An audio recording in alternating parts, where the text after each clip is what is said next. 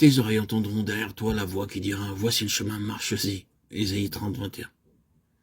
Ce verset se rapporte à coup sûr à la voix de Dieu.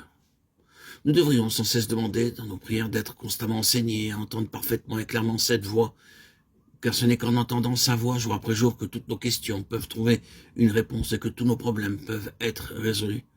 Il faut de la foi et de la patience pour entendre la voix de Dieu. Dieu parle, bien que très peu de croyants jouissent du privilège d'entendre sa voix tous les jours et distinctement. Il est clair, selon le psaume 29, que la puissance de Dieu se manifeste parfaitement quand sa voix parvient jusqu'à nous. La voix de l'Éternel est puissante, la voix de l'Éternel est majestueuse, la voix de l'Éternel brise les cèdres. L'Éternel brise les cèdres du Liban, psaume 29, 4, 5. La voix de Dieu brise les cèdres, la voix de Dieu fait jaillir des flammes de feu. Elle fait trembler le désert. Ces paroles sont répétées pour montrer la grande puissance de Dieu dont votre vie et la mienne ont besoin et dont Dieu dispose de notre faveur. Nous avons déjà constaté comment cette leçon a été enseignée au prophète Élie. Dans 1 Roi 19, 12, il a entendu la voix douce et subtile de Dieu.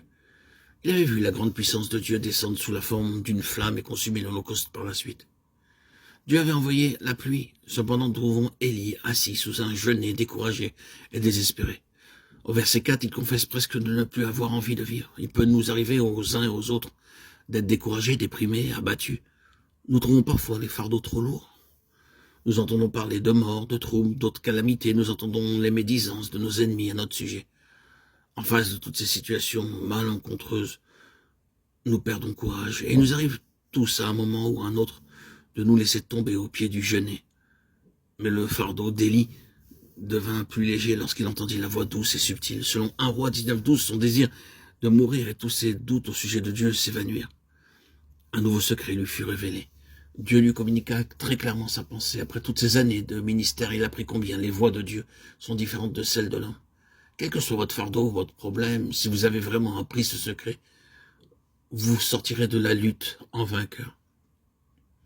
Nous devons apprendre le secret d'entendre la voix de Dieu et de connaître ses voix. Comment est-il possible à nous aussi de faire de l'expérience d'entendre la voix de Dieu? L'apôtre Paul a pris cette leçon au moment même de sa conversion. Nous voyons dans Acte 9 que le Seigneur lui-même l'a rencontré et lui a parlé. Quand Saül posa la question suivante, « Seigneur, que veux-tu que je fasse ?» Le Seigneur lui dit seulement de se rendre dans la ville. Pourtant, il aurait pu tout lui dévoiler sur le champ, s'il l'avait voulu. Il est donc apparu à Saül et lui a montré sa gloire, une gloire plus éclatante que celle du soleil à midi. Et il lui a demandé de la façon la plus claire possible, « Saül, pourquoi me persécutes-tu? Je suis Jésus. » Après lui avoir dit et montré tant de choses, pourquoi ne lui a-t-il pas donné séance tenante encore d'autres instructions? Notre Seigneur nous montrait ainsi clairement qu'il n'apparaît ni ne parle toujours de la même façon. Beaucoup d'entre nous se sentent troublés, décontenancés parce qu'ils limitent Dieu par leur façon de penser. En réalité, nous ne pouvons pas assigner des limites au Seigneur. Il a tout droit et toute prérogative de nous parler de la façon qui lui paraît la meilleure. Nous devons croire par la foi ce qu'il dit. Ainsi donc, Saül devint Paul. C'était la première étape. Il lui fallait désormais obéir. S'il désirait entendre davantage de la part de Dieu, il lui fut donc recommandé de se rendre à Damas, où on allait lui dire ce qu'il devait faire. Vous avez à obéir à tout ce que Dieu vous montre.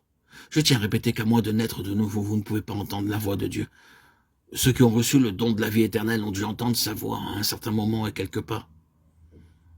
Avez-vous obéi à cette voix ou bien avez-vous discuté avec Dieu?